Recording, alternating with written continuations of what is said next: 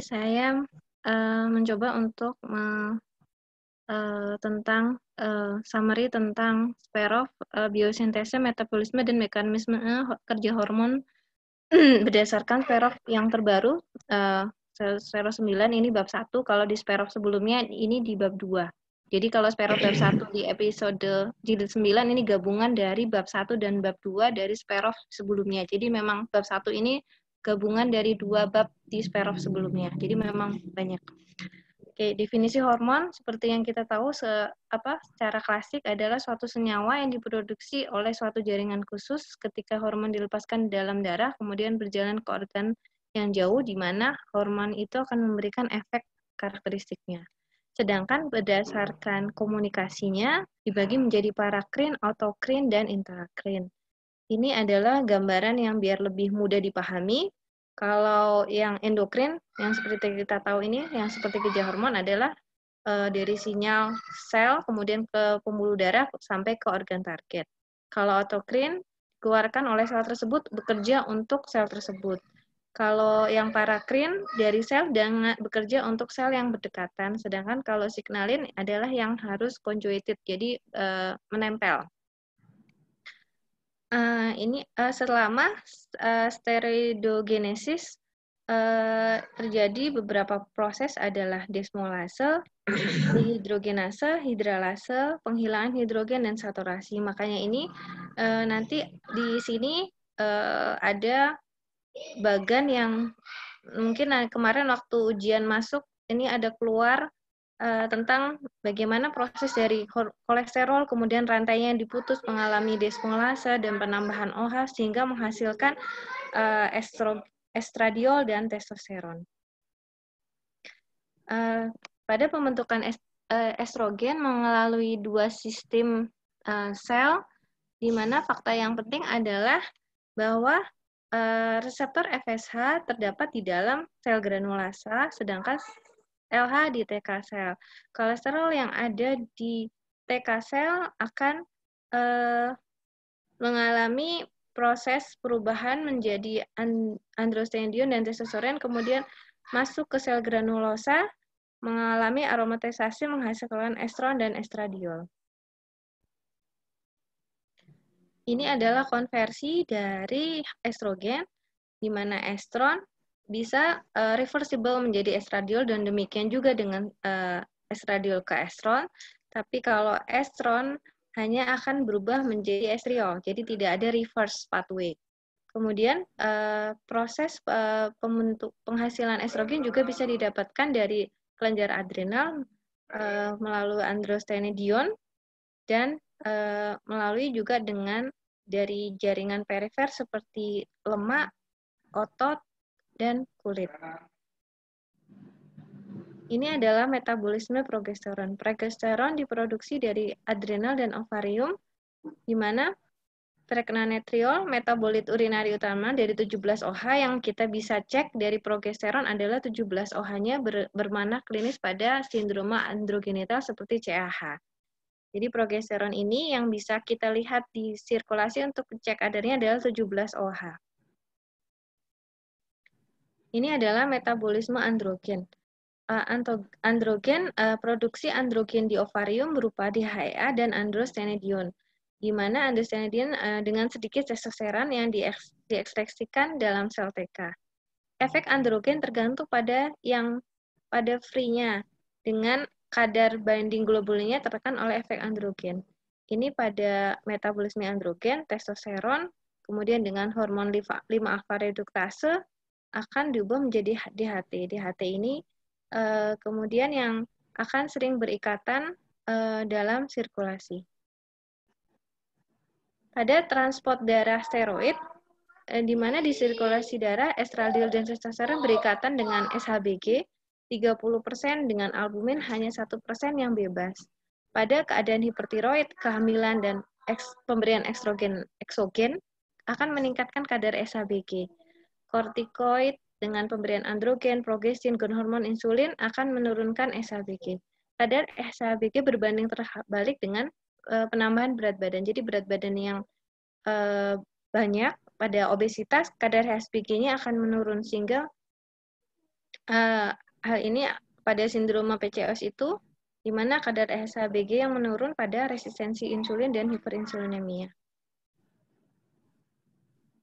Transport hormon steroid juga ada yang namanya transkortin selain SHBG tadi. Transkortin adalah kortikosteroid banding globulin.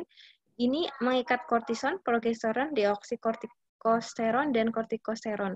Di mana pada hormon kortisol, 75% terikat dengan transkortin, 15% albumin, dan 10% free. Kalau progesteron hanya 2% yang free, 80% albumin, dan 18% transkortin. Kalau estrogen tadi dari SHBG. Ini mekanisme kerja hormon steroid. Yang pertama adalah di sirkulasi, hormon steroid difusi melalui membran sel, masuk ke dalam sitoplasma, kemudian hormon steroid berikatan dengan reseptor, kemudian dengan reseptor ini interaksi antara hormon dengan reseptor akan berinteraksi dengan DNA nuklear. Di DNA ini kemudian akan terjadi proses sintesis RNA, menghasilkan mRNA, kemudian RNA yang sudah ada akan transport ke ribosom. Dari ribosom ini akan terjadi sintesa protein spesifik ke sitoplasma, ke seluler sesuai dengan sinyal dari kerja awal dari hormon. Proses transformasi atau aktivasi reseptor terjadi setelah hormon dan steroid berikatan. Jadi kalau memang hormon belum berikatan dengan reseptor, prosesnya tidak dapat terjadi. Saat tidak terikat, reseptor berhubungan dengan namanya heat shock protein yang fungsinya untuk menstabilisasi, melindungi reseptor, dan memelihara bentuk konformasional untuk menjaga pengikatan DNA dan keadaan inaktif. Ini heat shock protein sangat berfungsi jika reseptor tidak berikatan dengan mana-mana. Ini fungsinya hanya menjaga bentuk reseptor supaya stabil. Kemudian aktivasi reseptor akibat disosia reseptor kompleks. Jadi aktivitas reseptor ini terjadi apabila ada aktivitas kompleks dari heat shock protein. Ini apabila tadi saat proses reseptor ini diproduksi juga setelah berikatan dengan DNA, kemudian DNA akan membentuk kerja menghasilkan mRNA, mikrosom akan terbentuk sintesa protein. Nanti mikrosom ini juga akan tetap mentransport kembali reseptor yang sudah berikatan ini akan dibawa keluar dari nukleus ke sitoplasma, kemudian masuk lagi ke nukleus. Ini supaya reseptornya akan tetap stabil ada di dalam sel. Ada namanya reseptor superfamili, adalah merupakan reseptor yang dengan rekombinan untuk memiliki struktur yang serupa dengan hormon steroid, yaitu reseptor superfamili adalah berupa hormon steroid, asam retinoid, hingga makanya ini disebut superfamili karena memiliki struktur yang hampir serupa. Superfamili ini memiliki domain yang khas dan bisa menggantikan, maka hati-hati pada pemberian hormon salah satu ini karena akan mempunyai satu atau lebih reseptor dalam satu keluarga reseptor. Contohnya ini memiliki superfamili ini memiliki domain yang sama dan hati-hati bisa bertukar tempat. Contohnya pada glukokortikoid, progesteron ini memiliki DNA domain yang hampir sama posisinya. Kemudian pada glukokortikoid, progesteron, aldosteron, estrogen, tiroid, dan retinoid acid. Kemudian reseptor estrogen. Reseptor estrogen dibagi dua, yaitu ER-alfa, estrogen reseptor alfa, dan estrogen reseptor beta. Dari reseptor estrogen ini terdapat 6 regio dengan 5 domain yang mulai dari A sampai F. Regio AB adalah domain regulator ini. Ini di mana asam amino terminal merupakan tempat variatif dari suatu reseptor. Nanti akan menempel di daerah sini. Kemudian regio C atau pengikat DNA yang tempat aktivasi transkripsi, regio D atau hinge, mengandung area sinyal yang penting untuk pergerakan reseptor menuju nukleus. Ini yang menggerakkan reseptor menuju nukleus. Kemudian E adalah pengikat hormon, bagian yang akan mengikat hormon di sini. Kemudian F adalah segmen terminal. Ini yang akan menghasilkan memodulasi transkripsi gen oleh estrogen dan antiestrogen, nanti tergantung pengikatannya apa. Misalnya mengikat dengan estrogen atau anti-estrogen, nanti dia sekvennya di sini. Ini adalah ER alpha dan ER beta. Bedanya pada ER alpha didapatkan transcription activation function 1. Kalau estrogen reseptor beta dia tidak ada. Padahal ini fungsinya untuk mengaktifasi proses transkripsi. Bedanya di situ. Nah, ini kesamaan asam aminonya nanti di slide selanjutnya akan lebih jelas. Kemudian regulator ini akan mengandung asam amino yang bervariasi. Yang tadi saya cerita di reseptor alpha mempunyai TAF1 transcription activation fungsi 1, sedangkan beta tidak ada. Kemudian ini regio C, tadi sudah secara garis besar. Ada regio C, ini ada namanya zinc finger, adalah suatu jonjot-jonjot ion. Ini fungsinya untuk berinteraksi dengan nanti pola DNA yang akan dihasilkan. Jadi jonjot-jonjot ion ini dihasilkan pada regio C, zinc finger. Di regio mengapakan sinyal tadi sudah. Nah, yang E adalah yang E ini mengandung kofaktor dua sisi, mengandung kofaktor yaitu TAF2 dengan heat shock protein 90. Dia yang berikatan nanti dengan heat shock protein fungsinya untuk menstabilkan reseptor. Kalau F regio tadi yang terakhir untuk menentukan dia agonis atau antagonis. Nah, ini adalah mekanisme kerja reseptor estrogen. Ada yang berdasarkan ligand dependent, ada ligand independent, ada ligand sel membran, dan ligand independent activity di luar sel. Ini adalah ligand dependent nuclear activity, di mana reseptor estrogen dan progesteron terletak di dalam nukleus dalam keadaan tidak terikat. Reseptor androgen dengan mineral kortikoid dan glukotiroid terletak di sitoplasma dan harus berikatan dengan hormon sewaktu masuk di nukleus. Kalau estrogen dan progesteron sudah ada terletak di dalam nukleus. Kalau yang androgen sama mineral dan glukotiroid dia ada di sitoplasma, jadi harus berikatan dulu dengan hormon untuk masuk ke dalam nukleus. Reseptor estrogen dapat berdifusi keluar, mengikat ligand, dan kembali lagi masuk ke dalam nukleus secara cepat untuk proses metabolisme. Transport ini namanya nukleus cytoplasmic shunting. Jadi seperti ini, reseptor dari estrogen, dia ada di nukleus, setelah bekerja dia bisa keluar lagi untuk membawa berikatan dengan hormon. Kalau tadi mineral kortikoid dia ada di luar aja, tidak bisa di dalam. Apabila proses shunting ini terganggu, proses perubahan dari nukleus dan keluar, misalnya pada pemberian antagonis estrogen akan mencegah terjadinya dimerisasi dan translokasi nukleus tidak terjadi. Jadi kalau proses ini tidak terjadi, tidak akan terbentuk proses kerja hormon sesungguhnya di sini akan terganggu. Apabila tidak berikatan dengan ligand, reseptor akan berikatan dengan estrogen response element pada gen nukleus. Sinyal untuk melakukan shunting direspon dengan terjadinya degradasi proteosom via ubiquitin pathway. Sebelum berikatan, reseptor estrogen dalam keadaan inaktif. Reseptor steroid berikatan longgar dengan heat shock protein membentuk suatu kompleks sehingga tidak dapat berikatan dengan Na. Kalau keadaan inaktif, berikatan fungsi heat shock protein untuk menginaktifkan reseptor. Ketika reseptor berikatan dengan ligand, heat shock protein akan dilepaskan, kemudian reseptor akan aktif, dan transformasi menyeberang melalui membran nukleus untuk terjadi proses dimerisasi. Hormon binding domain mengandung helix yang berbentuk pocket. Setelah berikatan dengan ligand, pocket ini akan tadi ke regio F membentuk conformational shape untuk mentransmisikan pesan spesifik. Jadi saat berikatan itu menentukan dia agonis atau antagonis tadi di regio paling akhir dari reseptor. Conformation shape akan menentukan interaksi kompleks ini dengan koaktivator atau dengan kopresor, jadi antagonis atau non-antagonis. Ini conformation shape-nya tadi, heat shock proteinnya. Jika berikatan dengan estrogen, dia akan bekerja, tapi kalau misalnya tidak, dia akan bersifat inaktif.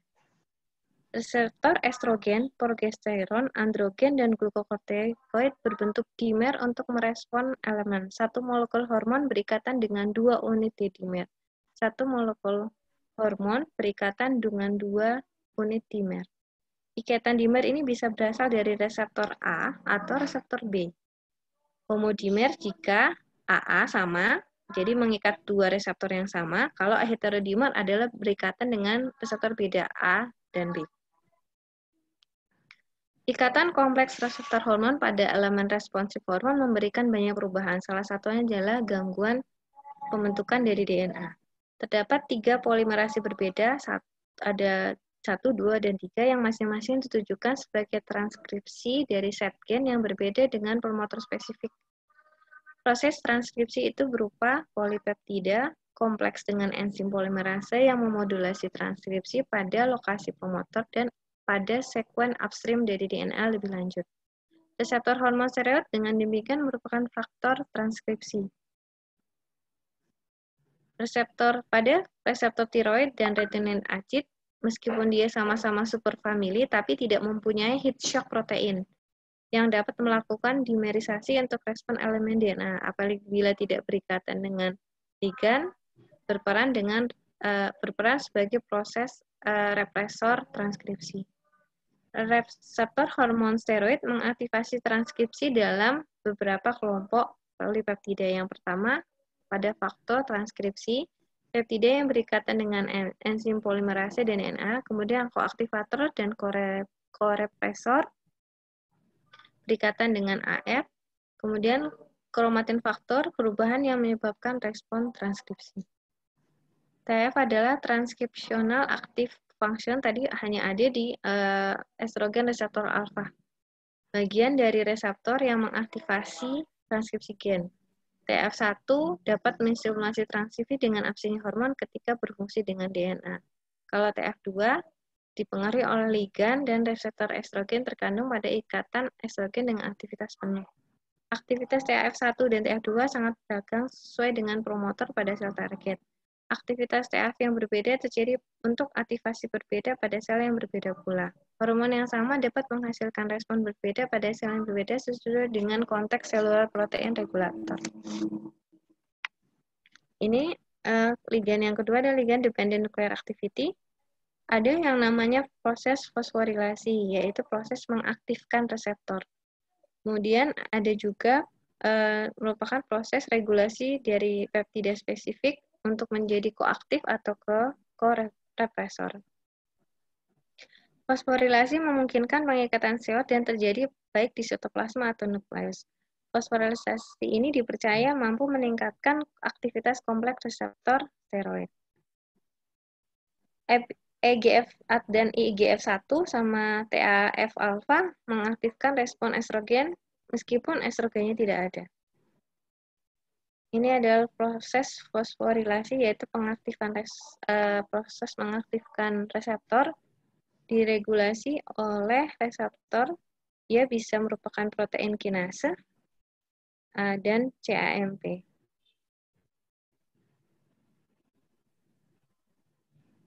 Pengaktifan protein kinase alfa hanya untuk ligan spesifik, tidak semua ligan dapat menstimulasi terjadinya fosforilasi.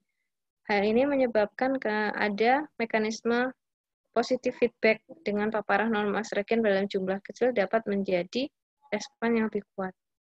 Sejumlah kecil hormon estrogen akan mengaktifkan reseptor estrogen dan gen terekspor menstimulasi gluon hormon, dan kemudian secara autokrin akan mengaktifkan reseptor estrogen sehingga responnya menjadi kuat. Ini ringkasan dalam mekanisme hormon steroid. Ini adalah rangkuman yang tadi. Ini juga rangkuman yang tadi sebelumnya ringkasannya. Nah, bedanya dari perbedaan peran antara estrogenesita alfa dan beta ini memiliki struktur yang sama, hanya memiliki respon yang berbeda pada jaringan yang spesifik. Sel-sel granulosa manusia dari ovarium mengandung hanya ER beta. Jadi di ovarium hanya ER beta. Kalau payudara manusia punya ER alfa dan beta. Dan pada ER alfa ada di payudara dan uterus. Jadi ER beta hanya di folikel, ER alfa di payudara dan uterus. ER beta bekerja sebagai suppressor alami untuk aktivitas ER alfa di payudara. Estrogen yang sama yang berikatan dengan alfa dan beta menghasilkan efek yang berawalan. Sebagai contoh, estradiol dapat menstimulasi transkripsi gen dengan RL pada lokasi tertentu. Sementara estradiol menghambat transkripsi gen pada RL pada sistem yang sama. Contoh pada ER beta juga ada di otak dan sistem kardiovaskuler.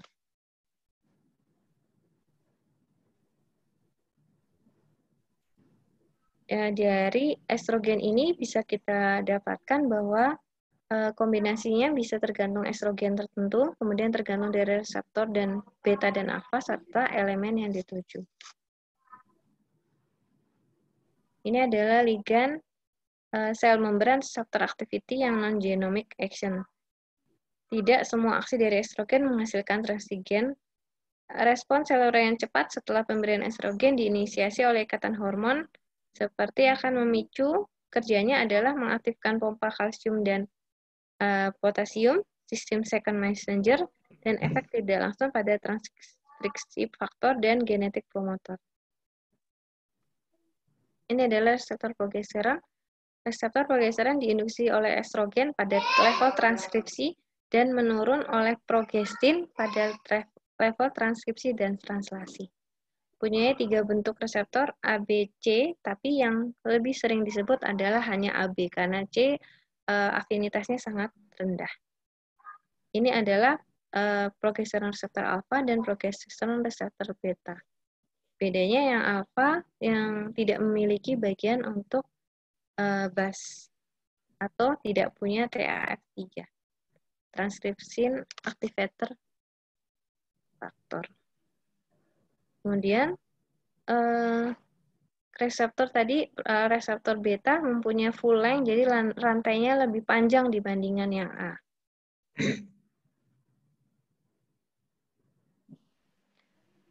Reseptor alfa dan beta banyak diekspresikan pada payudara, kanker payudara, dan kanker endometrium. Kedua reseptor ini diregulasi secara independen misalnya pada siklus menstruasi di mana kadar dalam endometrium berbeda dari kedua jenis reseptor ini. Reseptor alfa dan beta mempunyai fungsi berbeda, berefek pada gen yang berbeda, sehingga responnya juga berbeda, tergantung ekspresi dan kadar dari masing-masing reseptor. Reseptor beta adalah positif regulator untuk progesteron responsif gen, beda dengan A yang menghambat aktivitas B.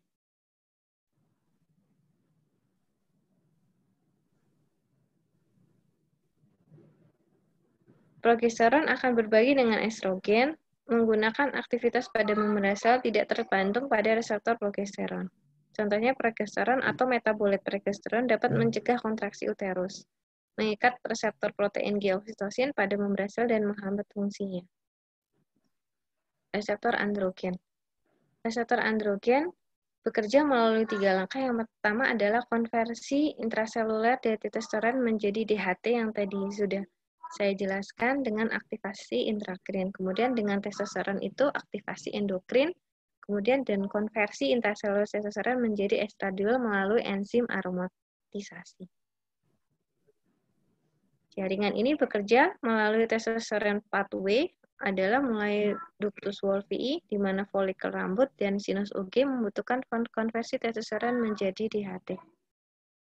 Hipotalamus secara aktif mengubah androgen menjadi estrogen melalui aromatisasi. Ini adalah reseptor androgen.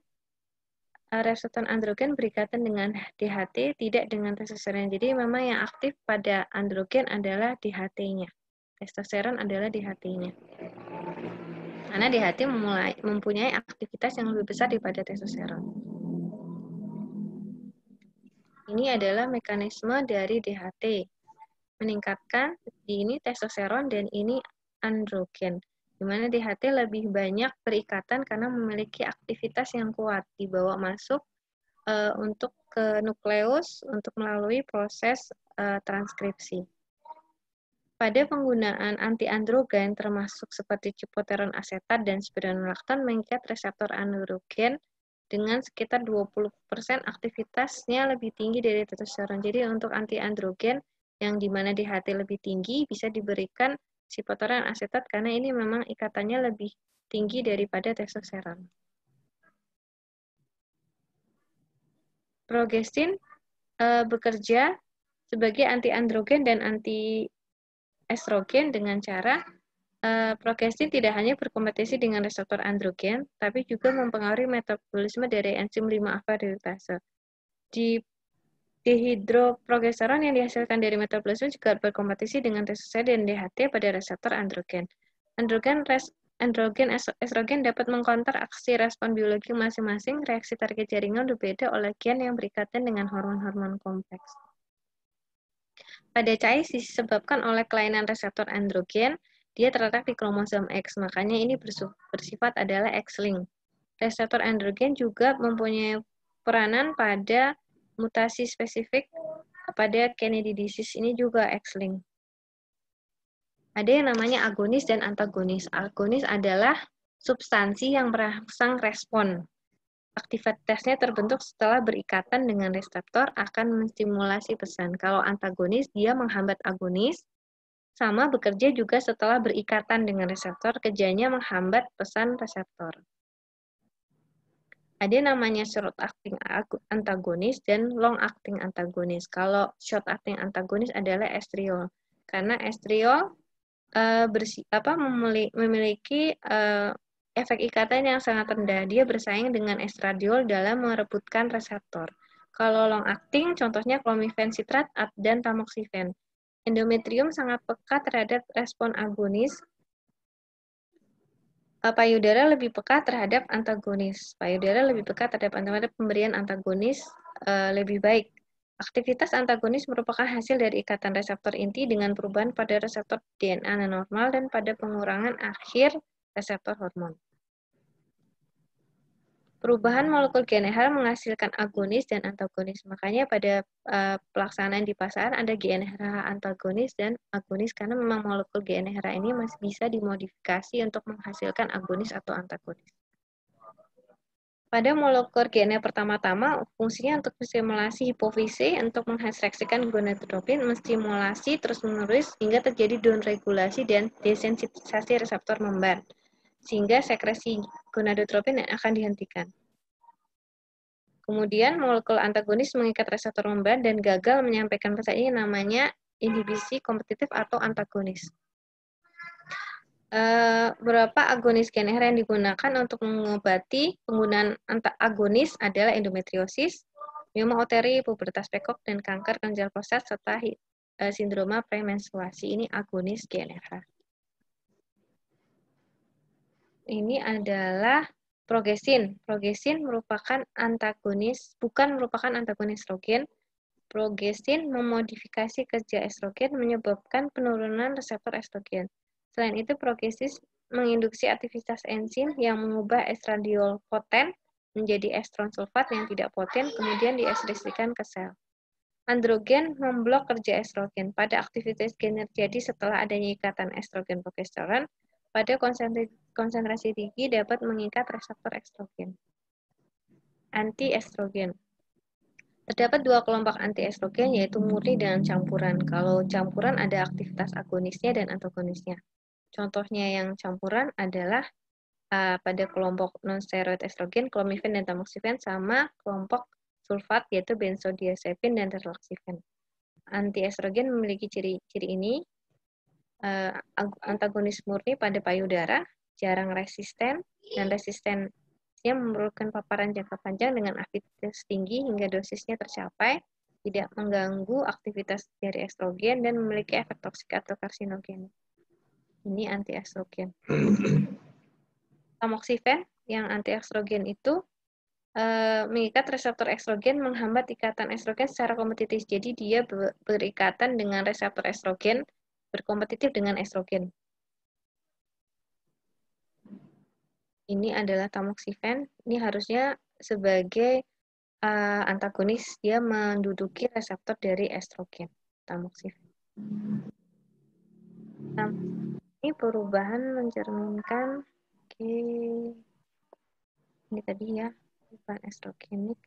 Tamoxifen saat menduduki reseptor estrogen, kerjanya adalah menstimulasi reseptor progesteron, menjaga tulang yang sama seperti estrogen, dan efek-efek estrogen pada mukosa vagina dan endometrium.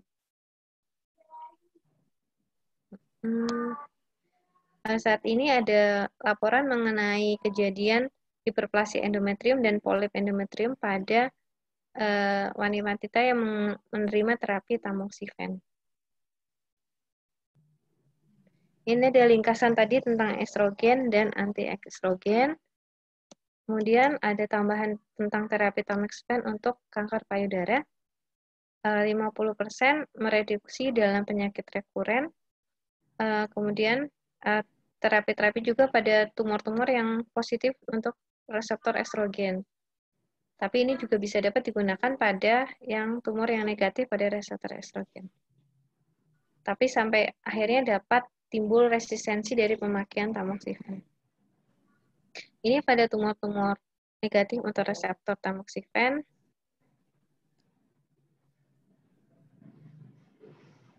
Ini tadi ya, tamoxifen kerjanya sebagai pada non-estrogen yang tidak ada reseptor non-estrogen, dia akan memodulasi protein kinase dan anti-estrogen binding site. Kalau yang ada reseptor estrogennya akan stimulasi tadi TGF-alpha, kemudian menghambat TGF-beta, dan kemudian membuat protein yang lain.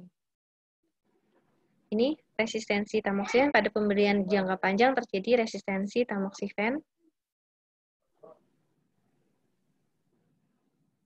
Kalau yang tadi tamoxifen dan sisi adalah anti-estrogen yang mix. Yang anti-estrogen murni, dia berikatan dengan anti-estrogen mengganggu stimulasi DNA, jadi tidak bekerja sama sekali. Kalau anti-estrogen yang mix tadi masih bisa menghasilkan protein lain yang menguntungkan. Pada yang murni, ini akan menyumbang, mengurangi, menghambat dimerisasi, jadi tidak akan terjadi ikatan dari DNA. Ini tadi yang memblok. Jadi proses pembentukan DNA di sini tidak ada pada yang murni. Ini ada SERM atau selektif estrogen agonis atau agonis estrogen selektif. Ini merupakan senyawa sintetis berikatan dengan reseptor untuk memodifikasi aksi. Makanya ada selektif. Jadi dia memang mengurangi efek samping dari anti-estrogennya, tapi bekerja pada jaringan yang selektif yang kita inginkan untuk mengambil kebaikan dari SERM itu. Ini adalah antiprogestin atau mifepristone. Ini kompleksnya responsif terhadap hormon atau reseptor yang milih dengan anti-estrogen hanya memiliki perbedaan dari hormon binding domainnya aja.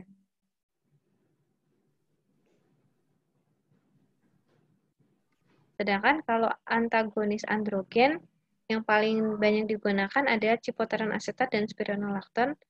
Cipoteron dan spironolakton mengikat reseptor androgen dan menggunakan campuran agonis dan antagonis.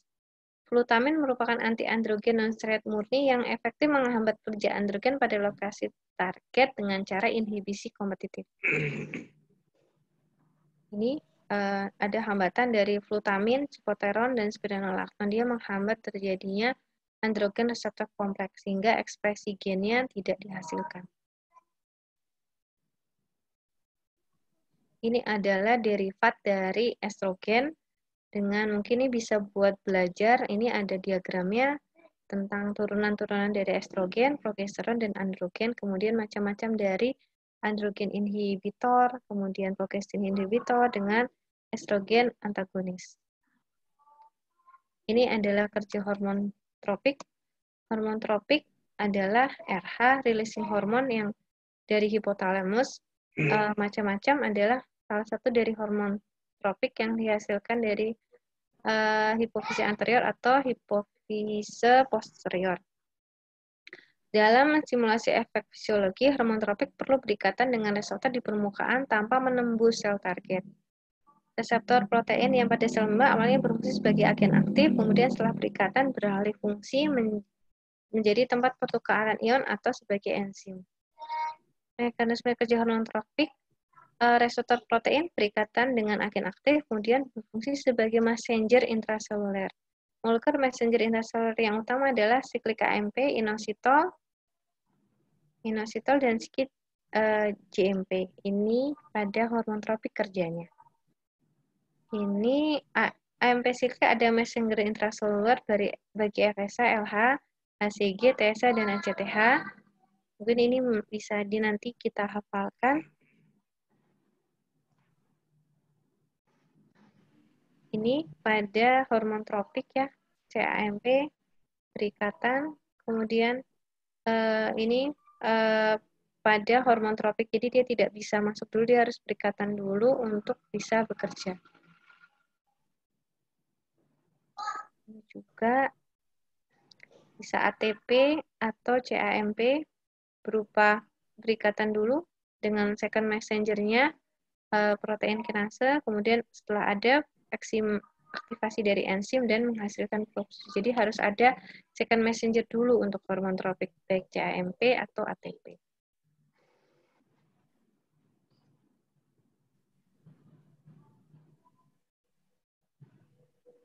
Prostaglandin dapat merangsang aktivitas adenilat siklase dan akumulasi AMP siklik. Nah, ini menunjukkan bahwa rangsang hormon tropik terhadap AMP siklik berlangsung terlebih dahulu. AMP siklik kemudian mengaktifkan sintesis progesteron dan pada akhirnya prostaglandin intraseluler berpindah ke dinding sel guna memfasilitasi respon hormon tropik.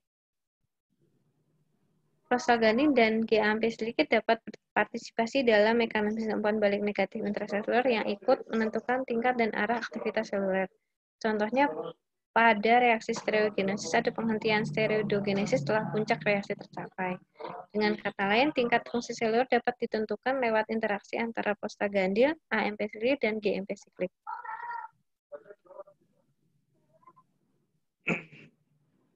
Oksitosin, growth hormone, prolaktin, dan hormon placental lactogen adalah contoh hormon tropik yang tidak difasilitasi oleh mekanisme adenilat siklase.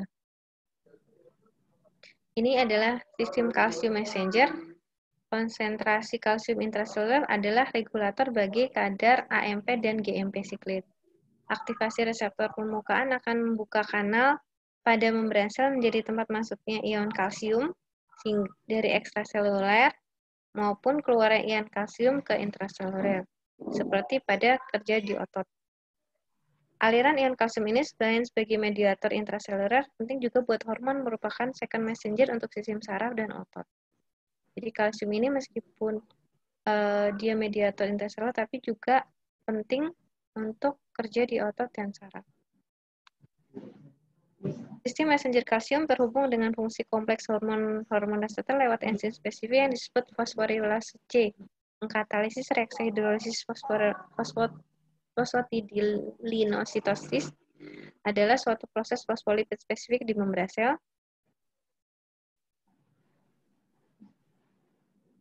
Yang pertama adalah prosesnya adalah aktivasi kalsium oleh protein kinase.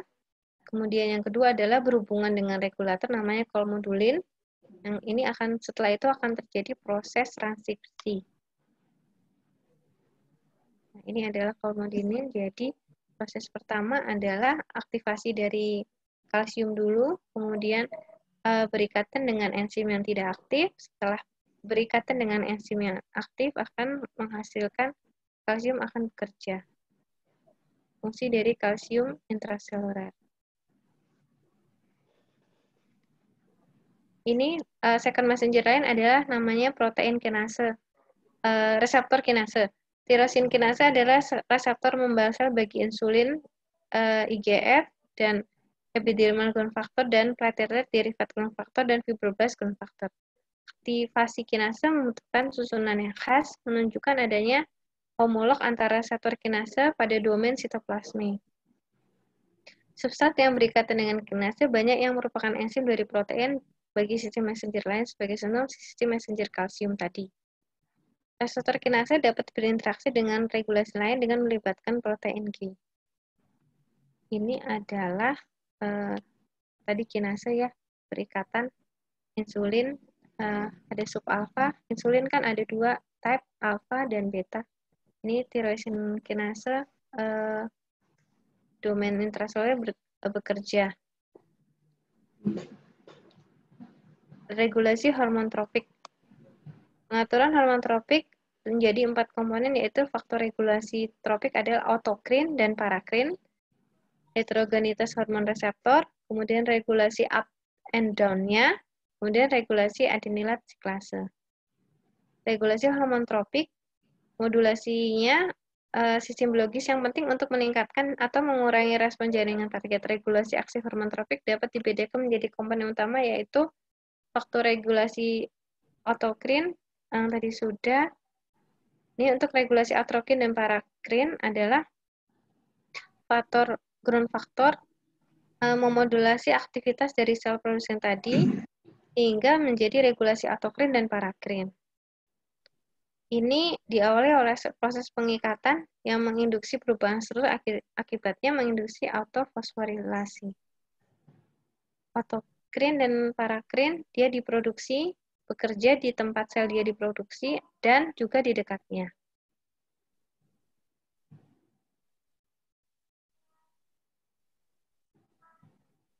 Ini adalah faktor yang tadi penting, aktifin, inhibin, dan IGF-1, IGF-2, TGF-beta, TGF, dan EGF. Kita juga ada namanya sitokin dan ovarium steroidogenesis modulator.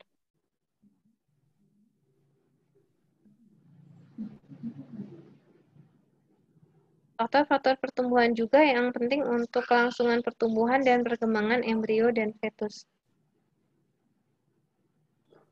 Selama proses diferensiasi, faktor-faktor pertumbuhan dapat bekerja secara kooperatif, kompetitif, maupun sinergis dengan hormon lain. Contohnya pada IGF-1 dapat meningkatkan jumlah reseptor LH, mengkatalisis sintesa progesteron dan aktivitas aromatase dalam sel granulosa hanya jika bekerjasama dengan FSH. Fungsi tersebut tidak dapat dijalankan IGF-1 secara soliter, secara sendiri-sendiri. Ini adalah bentuk aktifin yang kemarin Prof. jelaskan. Aktifin inhibin adalah molekul dimer yang berhubungan dengan ikatan disulfid. Ini ada dua unit, alfa dan beta. Jadi ada aktifin alfa, aktifin beta, dan aktifin alfa beta. Demikian juga pada inhibin ada inhibin alfa dan inhibin beta. Inhibin, aktifin, dan TGF-beta berasal dari gen sama yang berfungsi untuk mengkode pada anti-Mullerian hormon.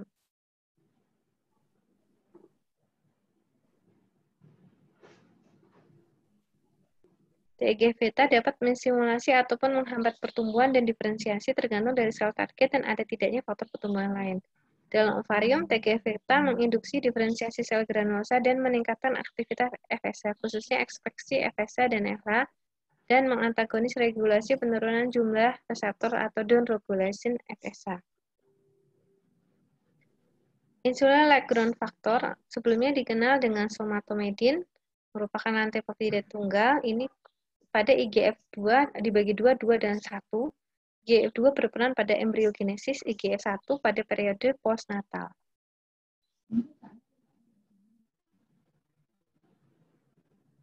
IGF endogrin dalam folikel ovarium manusia baik pada proses granulosa maupun dalam proses sel TK.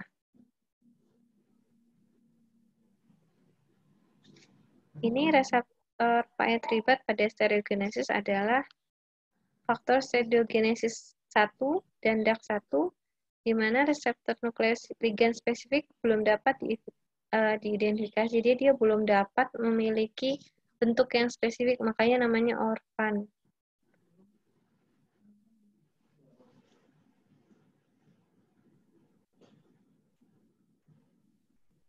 Heterogenitas hormon tropik ini dibaca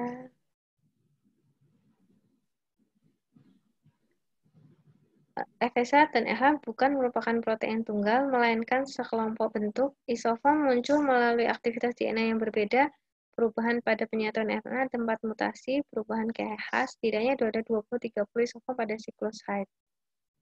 Sintesisnya di retikulum endoplasma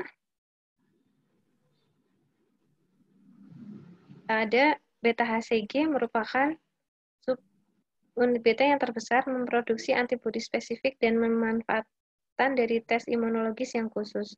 Rangkaian yang diperpanjang pada regio ini terdiri dari 4 perbedaan yang panjang pada mempengaruhi siklus half-life dari HCG.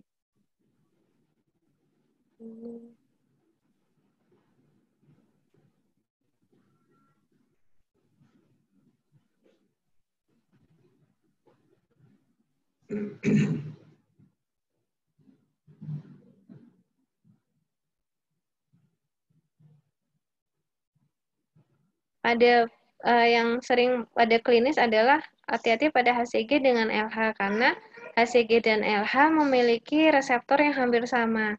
Jadi kalau misalnya pada suatu khususnya pada PCOS kadang-kadang didapatkan dari LH yang tinggi. LH yang tinggi ini misalnya dia dengan amenorrhea kemudian dilakukan tes Graafian-Dick akan memunculkan dari false positif. Jadi karena reseptornya beta HCG hampir sama dengan LH.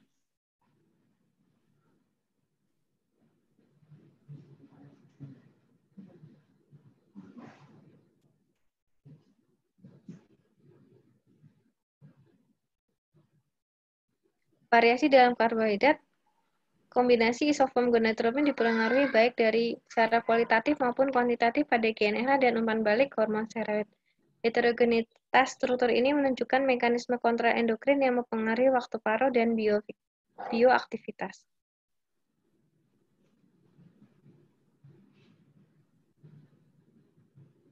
Tingkat bioaktivitas FSH dan LH sangat rendah pada wanita yang mengkonsumsi kontrasepsi oral. Pada fase luteal maupun folikuler, kadar tinggi terdapat pada pertengahan siklus dan pada wanita postmenopause.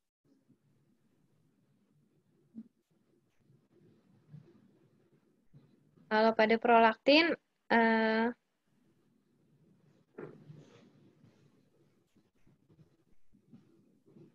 kadar tinggi prolaktin yang relatif inaktif saat tidak adanya tumor yang dapat menyebabkan makroprolaktinoma. Reseptor prolaktin termasuk dalam golongan yang sama dengan banyak jenis sitokin. Kemudian sinyal prolaktin dibelantari lewat jalur tirosin kinase. Ini prolaktin bentuk yang utama, ini prolaktin yang bentuk yang kecil, ini adalah makroprolaktin. Kemudian ini perubahan dari prolaktin. Pada sewaktu-waktu bioaktivitas, misalnya pada galaktoria atau imunoreaktivitas, prolaktin menunjukkan efek kumulatif sekelompok struktur varian yang sama. Ini adalah pengurangan jumlah reseptor. Modulasi positif maupun negatif pada reseptor lewat hormon homolog dikenal dengan mekanisme up and down regulasi. Namun hormon seperti prolaktin dan GnRH dapat meningkat konsentrasi reseptor sedikit pada membran sel. Jadi kalau hormon yang lain bisa up and down, ada regulasi up and down, tapi kalau prolaktin GnRH dia tidak membutuhkan modulasi dari reseptor atau hormon yang lain. Dia bisa bekerja sendiri. Sekresi pulsatil hormon untuk menghindari downregulasi dan untuk mempertahankan reseptornya. Reseptor memiliki 3 segmen yang penting, yaitu situs ikatan eksternal, spesifik pada hormon polipeptida, regiotransmembran, dan situs internal yang berperan pada proses internalisasi. Proses internalisasi merupakan mekanisme biologi di mana hormon polipeptida melakukan pengaturan turun dan membatasi aktivitas hormonal.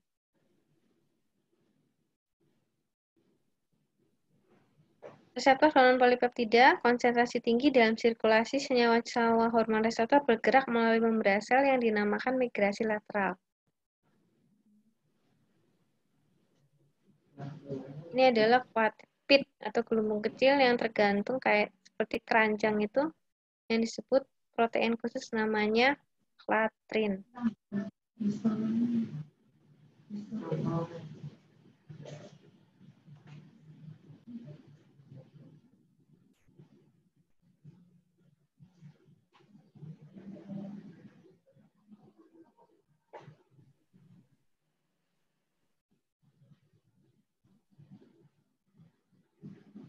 reseptor seperti FSH, LH, HCG, GnRH, TSHRH, dan insulin, internalisasi merupakan metode untuk downregulasi melalui degradasi dari lisosom. Pada plasenta diperkirakan senyawa HCG reseptor didaur ulang kembali ke permukaan sel sebagai sarana untuk memindahkan HCG melintasi plasenta menuju sirkulasi maternal dan fetal.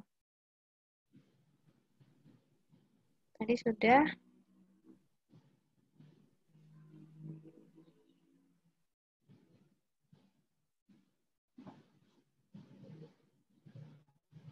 Tadi yang FSH,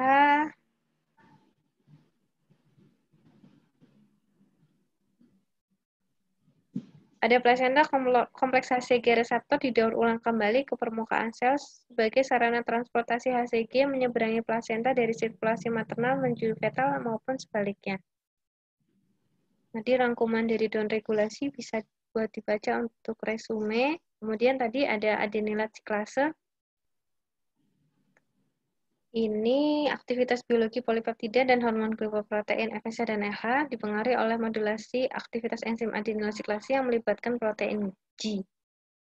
Stimulasi dan inhibisi kadar adenilat siklase berfokus pada mekanisme coupling.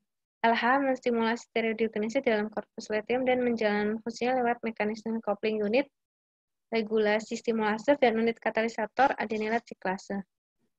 Pengaturan adenilat siklase, aktivitas FSH dan LH dapat diganggu oleh regulasi autokrin dan parakrin, heterogenitas molekul, dan up and down regulasi. Adenilat siklase ada 3 protein, yaitu reseptor, unit, G protein, dan unit katalitik. LH dan HCG reseptor. Ekspresi dari reseptor diregulasi oleh banyak faktor termasuk endokrin, parakrin, atau krin. Nama yang paling dibutuhkan adalah FSH. Selain alur G protein, aktivitas reseptor LH telah diinisiasi oleh gen 1 dan gen 2. Gen 1 berasal dari penyimpanan limfosit, gen 2 dari plasenta manusia. Gen 2 nampaknya merupakan bentuk utama yang diekspresikan ke ovarium. FSH reseptor strukturnya berbeda, diregulasi oleh lingkungan hormon, khususnya FSH dan estradiol. Ini adalah hormon pada kondisi inaktif. Ini pada kondisi aktif akan diregulasi oleh GTP. Berbesar. Ini tadi perbedaan antara sistem tirosin kinase, penggunaannya dengan second messenger-nya apa saja, AMP sistem, GMP sistem, dan fosfoinositol sistem, sama tirosin kinase sistem.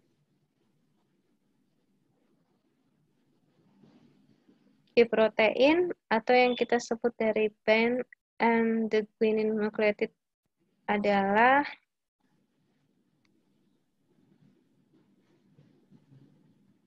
hilangnya mutasi pada G protein, hilangnya mutasi fusi mengakibatkan munculnya sindroma hormon defisiensi. Pada TSH jadi hipotiroid, LH pseudohermaprodit pria, dan GS alpha pseudohipoparathyroidism. Ada namanya berpasangan dan tidak berpasangan, desensitasi, dan alterasi pada regulasi protein.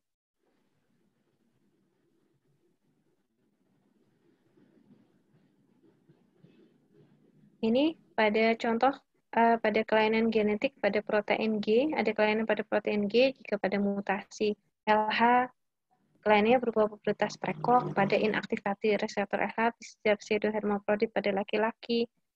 Kemudian stimulasi ada inhibitor dari protein G bisa menjadi seperti ini. Hanya pada protein G spesifik kelainannya bisa menyebabkan kelainan yang cukup signifikan. Demikian, terima kasih. Maaf, ya, banyak sekali. Ya memang kan sulit kan. Jadi apa yang saya terangkan kemarin itu kan garis besarnya ya, garis besarnya. Ini kan lebih didetailkan kan. Iya. Ya, jadi mungkin ada tambahan atau pertanyaan dari temannya? Ya, jadi ada pertanyaan, Suryo? Apa? Mohon izin bertanya. Nah, silakan. Sama Nurvita. Ya. Ya. Ada Dr. Nurvita ya. Itu bagaimana caranya serum selektif serum itu untuk bekerja mempengaruhi endometrium sampai ke folikel. Gimana? Boleh dikerasin sedikit, Dr. Suryo, suaranya?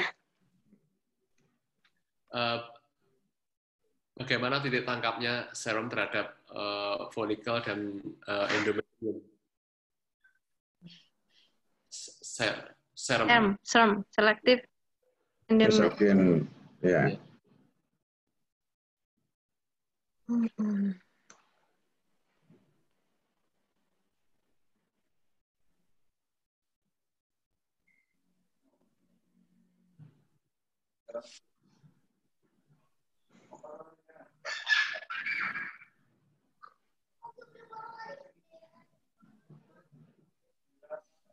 Masih di bagian awal ini.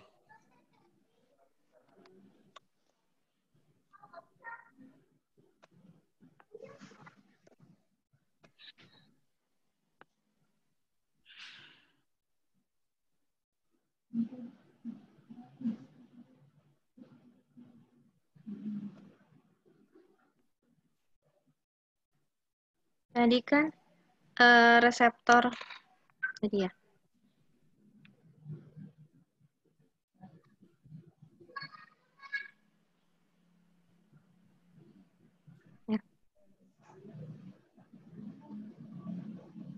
Jadi apa?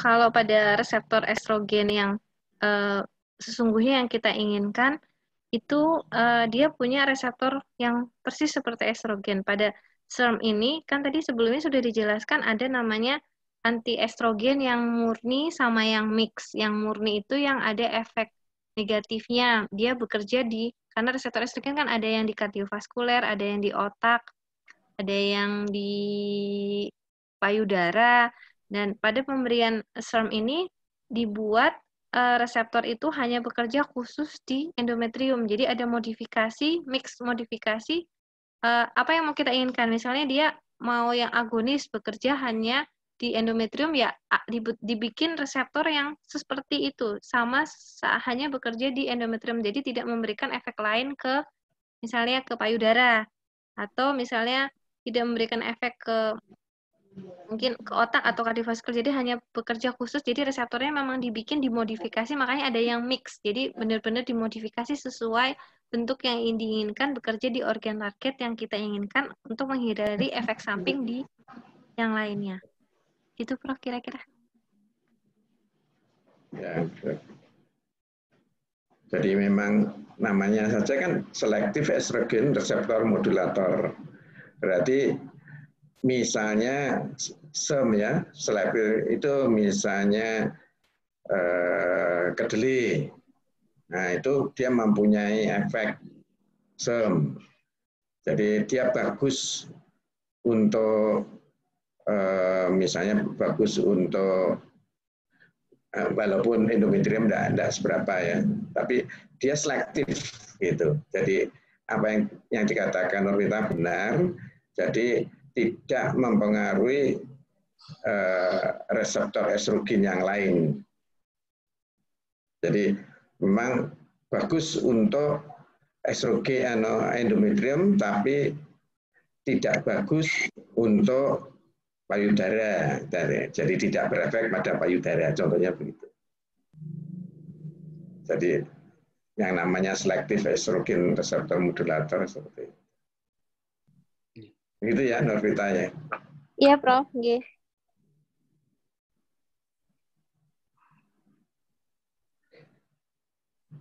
Mau siapa lagi yang mau tanya? Ya, jadi tolong nanti Berarti ini kan bersamaan ini. Jadi artinya kuliah saya yang kemarin ya, lalu di sini kan lebih didetailkan kan, lebih mendetailkan itu. Ya. Nanti masih ada progesteron toh? Iya. Selektif, ya toh, selektif progesteron reseptor modulator sperm itu juga ada. Ya. Jadi nanti tolong dicermati lagi lebih luas yang termasuk SEM itu apa saja. Nanti yang termasuk sperm itu apa saja. Nanti Anda baca sendiri, cari bacaan. Iya, Prof. Kalau tidak ada, saya akhiri ya mengenai hari ini. Dan nanti yang akan datang itu Dr. Agung ya, Kamis ya. Dr. Agung Kamis, lalu anunya juga sama, maksudnya Zoom-nya juga sama nanti, kodenya lain. Kemungkinan nanti Sama. Bolehlah sama Prof, nanti diatur. Oh, boleh sama, tapi asal kita diberitahu ya. Ya, Yang untuk Kamis itu anunya sama enggak? Kalau sama kan tinggal nganukan aja. Ya. Kira-kira kemungkinan sama ya? Iya, Prof. Nanti sama, Prof. Oh ya, nanti kalau enggak sama saya diberitahu. Siap, Prof. Baik, sekian. Wassalamualaikum warahmatullahi wabarakatuh. terima kasih. Waalaikumsalam warahmatullahi wabarakatuh. Makasih, Prof. Yuk ya. Keluar.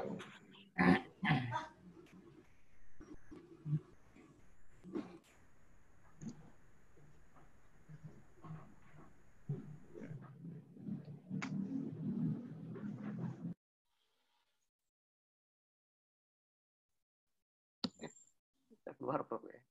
Iya. Itu mana Agung itu? Tidur dia. Agung ditekan. Dia dibahas. Pas pula dia yang disuruh maju. Itu tetangga tuh dibangunin itu tetangga. Tetangganya dibangunin itu. Tidur ya Mas. Waduh. Oke, end meeting ya. Ya, oke. Oke. Yang nanti Allah jam Ya, thank you. Jam 2 ya. Pakai punya Wahyu ya. Ya. Oke. Oke. Makasih. Nanti, yuk. Selamat. Nilainya 98,5. Hancur. 98,5 kayaknya itu nilainya itu. Mantap. Ya, Assalamualaikum. Ya. Bebas.